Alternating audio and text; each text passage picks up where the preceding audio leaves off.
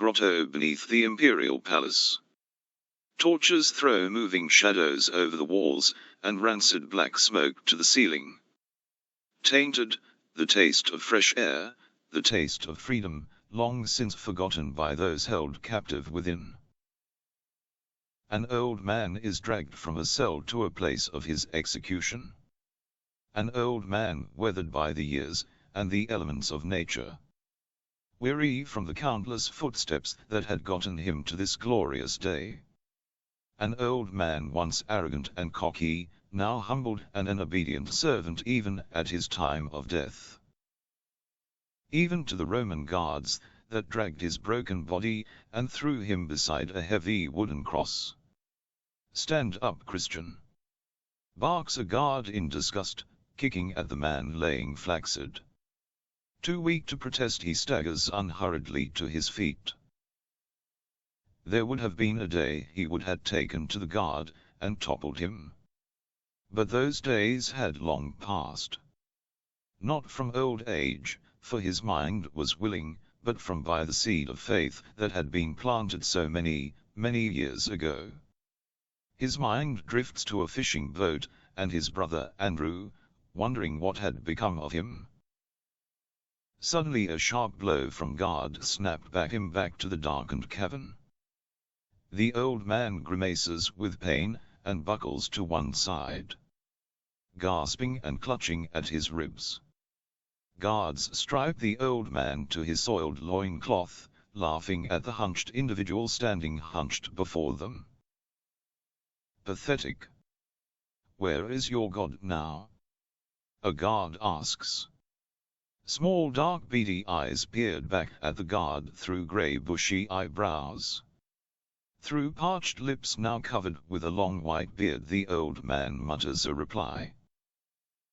"He is within you," a soft voice informs the guard. The reply is met with a heavy punch to the old man's stomach, buckling him over but not to the ground. The old man stood defiant. An instinct told him to lash out. Another told him to forgive and offer the other cheek.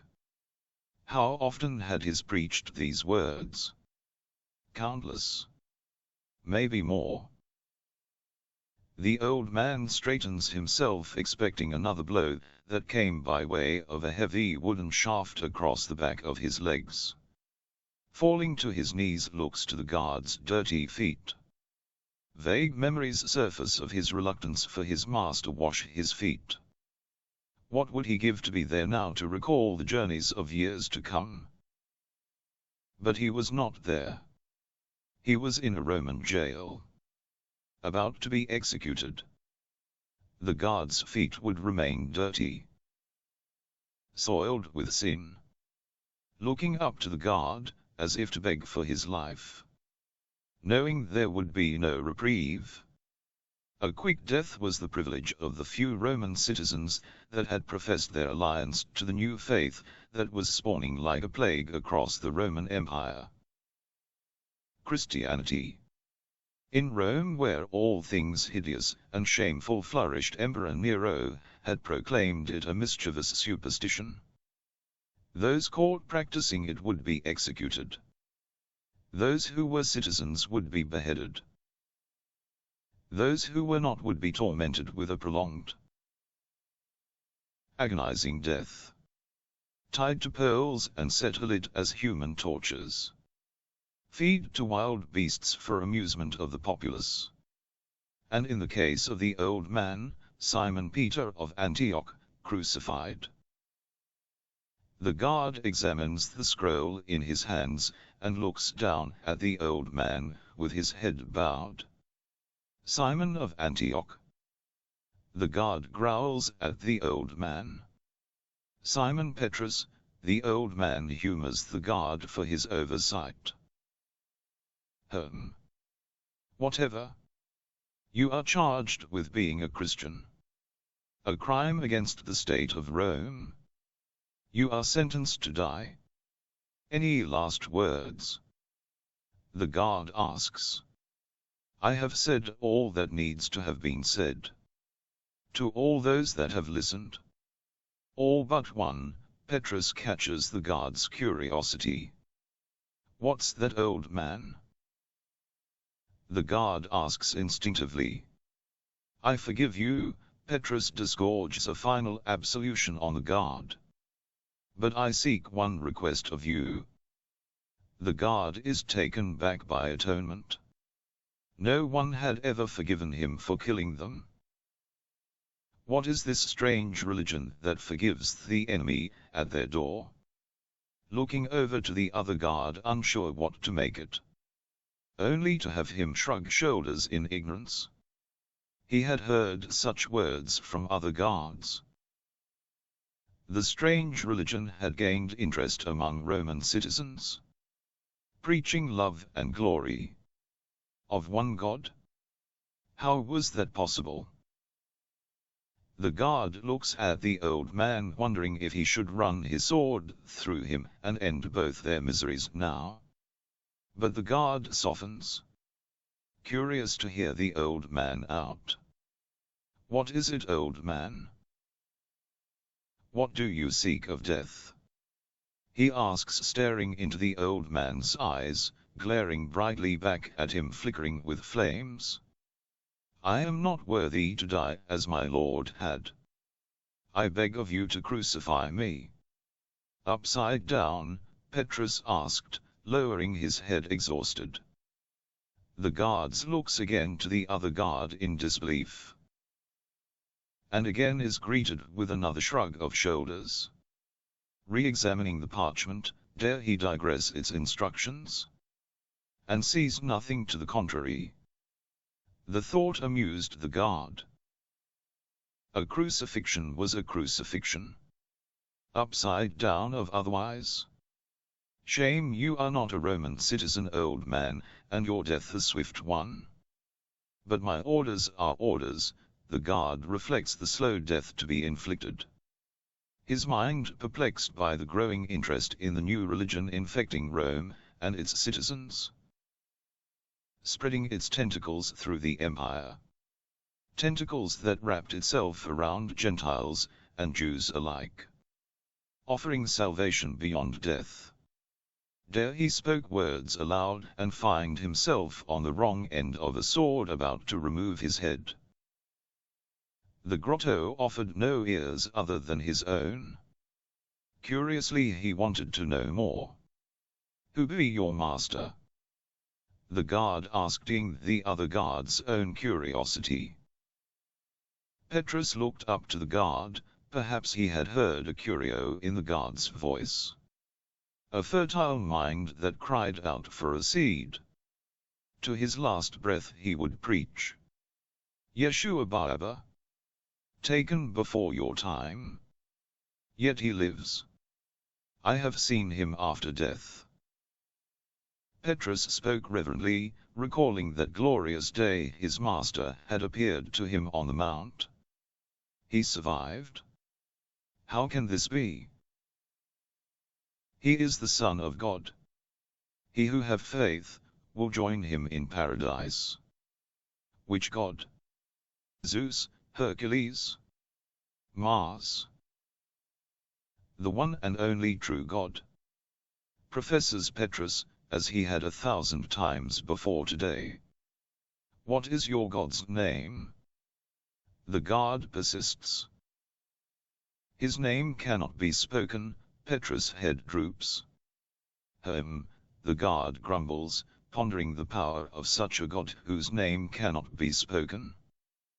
That brings the dead back to life again. No Roman god could do this. From the shadows, a small boy watches on. The son of the guard. Observing with interest the coming and going of prisoners. Intrigued by their fate, and the magic they spoke bringing people back to life.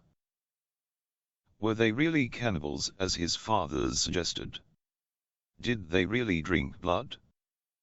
The small boy crashes the two wooden horses together as if playing out an ancient Greek battle. Every so often looking up to the old man. He had seen many suffer and die over the past months. Were they truly as dangerous as people say? They seemed almost human. Emperor Nero had an insatiable appetite for Christians. More so for crudity. And the boy wondered where it would all end. Or who would be next. The Jews had escaped the emperor's attention this time. Living in troubled times, the boy had heard rumors and stories from other boys of these Christians.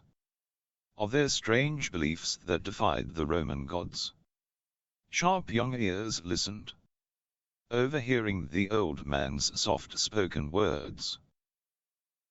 The boy's mind a sponge for news beyond the walls of Rome. Of the barbarian world outside. Petrus catches a glimpse of the boy's blonde head in the flickering torchlight. Curious as to what a child was doing in such a place. And not playing in the light of day. Perhaps a son. He looks to the guard standing over him and compares the similarities of the two. Your son? Petrus asks with a distant stare. Rufus. The guard replies, caring for the boy. I had a child once, his mind struggling to recall her face. Having cured her of palsy, she had become a convert. A spiritual child, as if she was his own blood. Petronilla. He calls out to her as if she had appeared before him to save him from his fate. Eyes lit up with delight and a smile grows on his face. The guard looks about for who the old man was talking to, but sees no one and assumes the old man had lost his mind. The guard grunts, ending their brief conversation. It was time to get on with the execution. There were others, and the day was long enough without lengthening it further. Clearly the old man was a Christian and deserved to die. The scourge on the empire. Disrupting businesses. Involved in immoral practices. Professing love between brothers and sisters. Atheists. Refusing to recognize the Roman gods. Angering them to inflict floods, famines, and other disasters upon the citizens of Rome. Christians were dangerous and needed to be exterminated before they corrupted the populace with their superstition. Give me hand, the guard calls out to the other. Levering the old man onto the rough wooden cross. The old man willingly allowed his body to push and shoved about as the guards positioned him. His eyes fixed on his daughter, shining unseen behind the guards. Beside her stood a man. A halo about him. Rufus also sees to the man. The boy's innocent eyes witnessing what his mind could not comprehend. From a wooden toolbox the guard pulls out a long iron nail. 9 inches of steel, stained with blood. Reaching for the heavy hammer feels its weight, knowing it would do the job. Pulling the old man's arm out. Stretching it for tension, presses the sharp tip of the heavy nail into the old man's wrist. Without warning, slams the head of iron mallet onto the nail. Clang. The sound of metal on metal echoed around the grotto. Gritting teeth, Petrus bore the pain his lord had borne decades before as if it were pleasure on his flesh. Again the hammer slams down, and again. Penetrating flesh and bone and wood. And not a word. Not a cry. Not a tear. He would not give the Roman the satisfaction of his suffering. The guard looks at the old man staring into space. At something. Or someone. From the shadows Rufus watches on curiously. The man in black stands beside him. Rufus had witnessed his father nailing many Christians to crosses. But this one was different. The guard looks back at his son watching on, thinking his son was enjoying the sight of pagans being tortured. As he should. Not wanting his boy to weaken and convert, lest he too be crucified. Watch carefully how it's done, the father calls back to him. Come closer. Watch. The man in black softly nudges the boy closer with his hand on his shoulder. Life and death were cut from the same cloth. One arm complete, now the other. Pulling on it to gain tension. Sweating taut muscles strain in the torch-lit space. Pressing another large nail into the wrist. Clang. Clang. Clang. Came the sudden repetitive blows. The old man flinches in discomfort but remains silent. His breathing quickened as he awaited the next blow. More painful than the last. Placing the old man's feet on a knob of wood at the base of the cross.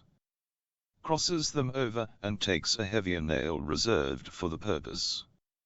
Takes aim at the nail head with a heavy iron mallet and drives the first massive blow through the first foot.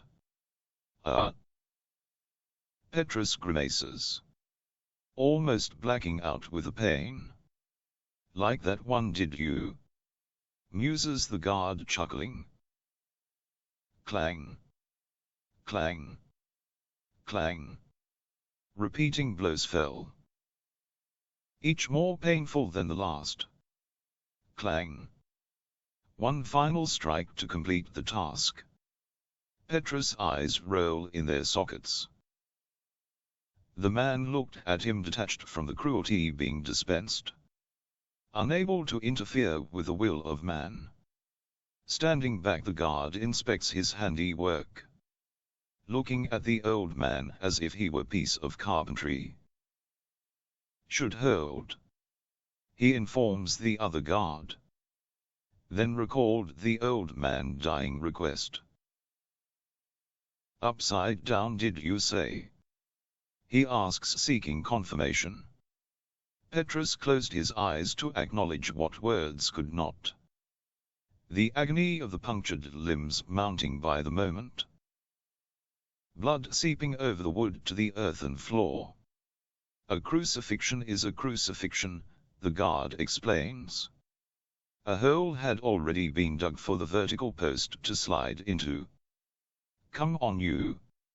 Give us a hand, instructing the other guard to help push and shove the heavy cross now weighted with a body nailed to the hole. A bit more. The other guard grunts with exhaustion. Why we simply don't burn you. Or feed you to the lions. You like that, wouldn't you, Rufus? But no answer came. Hoping the torment would end there. His view of the world may have been that of the grotto. But somehow what his father was doing was not right. In silence, he watched as his father and the guard levered the cross and the old man into air. Allowing it to slide into the hole, thud. The vertical cries out Petrus, as the post strikes solid earth. Jerking him from a delirium of visions. Eyes open widely as pain recoils through arms and legs. His world now upside down. And sees Rufus looking at him confused. The man beside him. His hand on the boy's shoulder, speaking to him. Seeing Petrus looking back at him. The man suddenly vanishes. A brilliant light filled the grotto. Guards look about wondering the source of the lightning. The gods were not happy. The sooner this Christian was dead, the sooner the better. Only Rufus stood undeterred by the light. Protected as if by his innocence. And a soul free from sin. Rufus the apostle.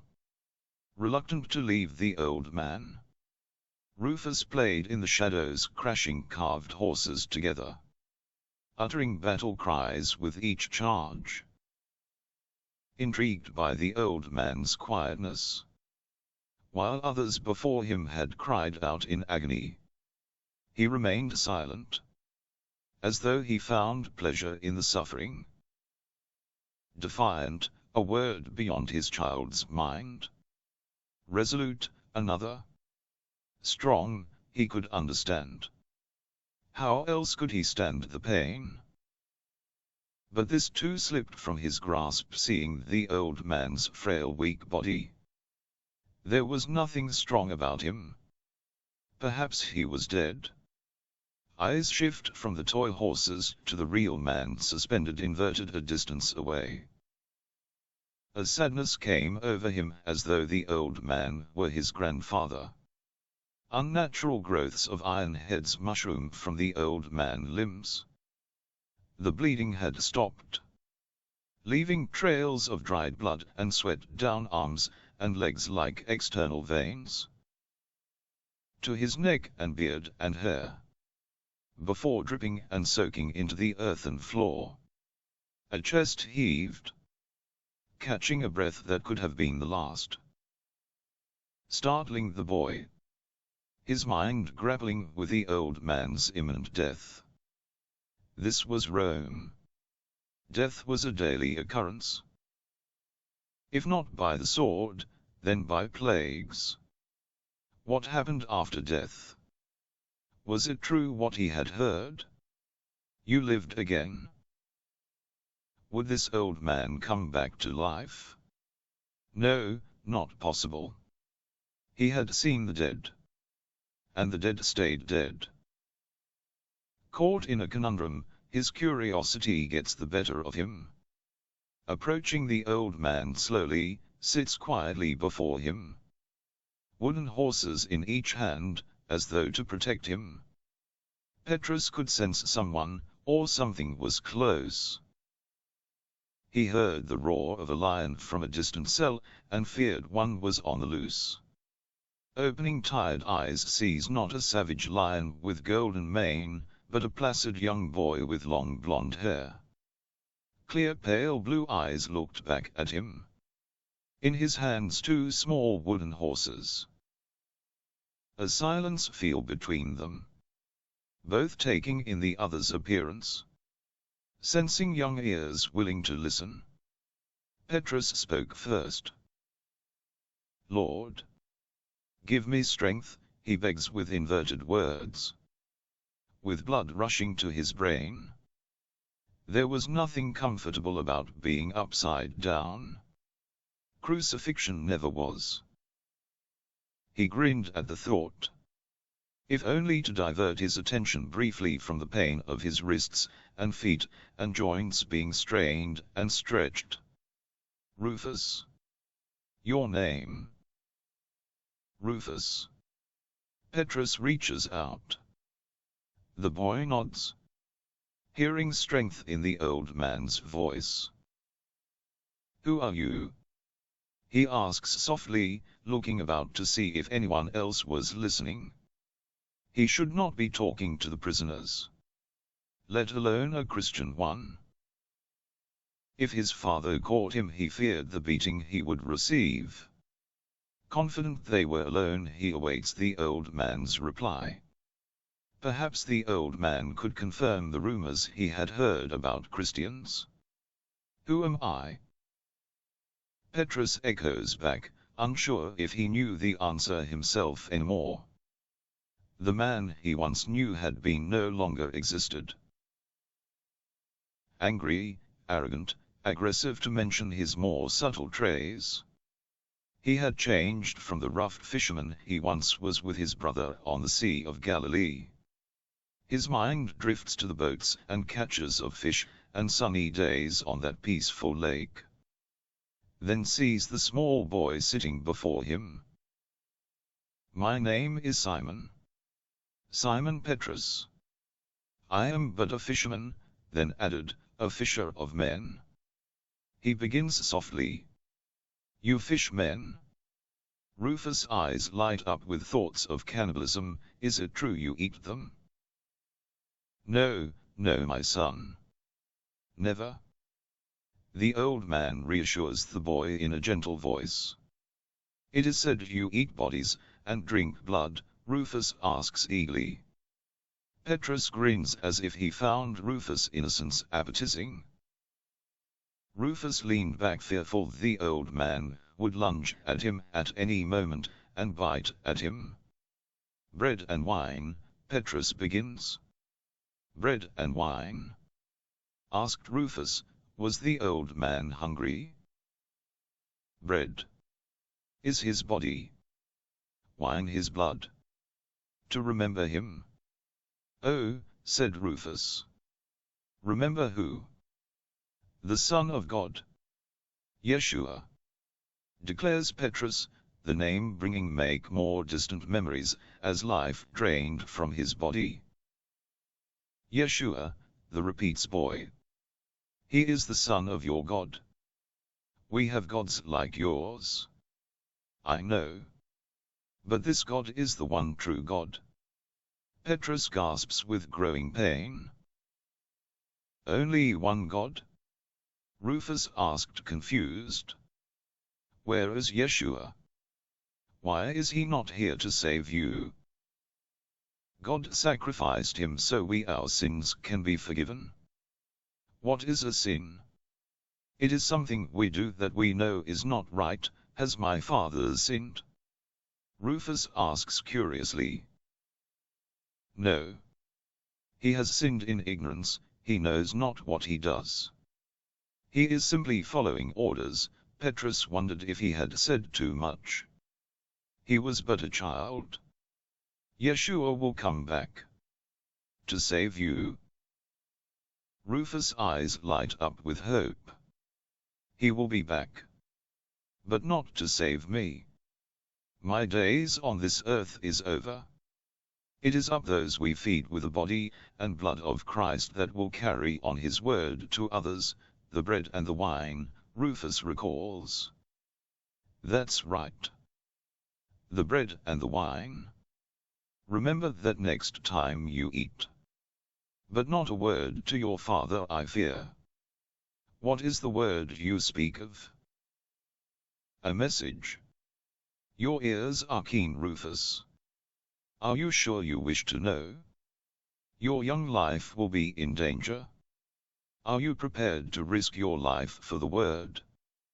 Without thought to his danger, a small head nods up and down, intrigued by the upturned man. What is it? I will keep it a secret. I promise. No. This is no secret we keep, but a message we spread. Professors Petrus. Oh, Rufus's conviction wavers. Tell me. He pleads, having gone too far to turn back. That the Son of God walked on this earth. That God gave up his only Son for us. And that he who believes in him will live forever in heaven with him. Do you believe in him? Yeshua? Rufus asked naively. The old man pauses, recalling a time he had failed his Lord. There was a time I denied him 3 times. And I wept in shame. The old man's eyes begin to welt with tears of that day. Why did you deny him? I was afraid.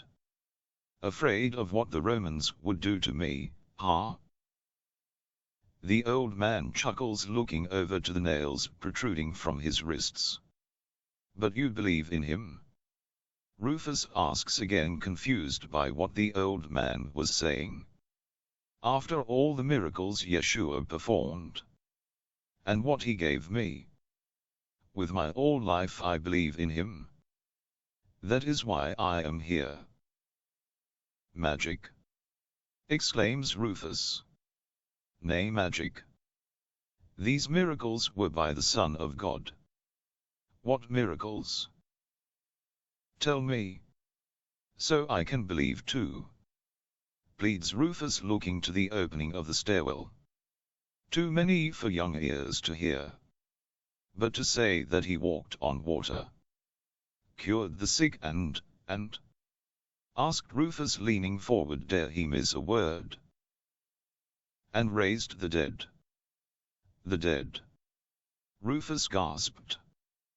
The dead. I have seen this with my own eyes, asserted the old man. Rufus sat back, stunned by the claims, unsure whether to believe the upside-down man nailed to a cross. The bread and wine made sense. But raising the dead? His young imagination spun with questions. What did he give you? Rufus recalls. Ah, yes. I almost forgot. The keys. Keys? Keys to what? Rufus' face screwed up as to why a dying man would need keys. Heaven? Heaven? The small voice parrots back. Don't you mean Hades?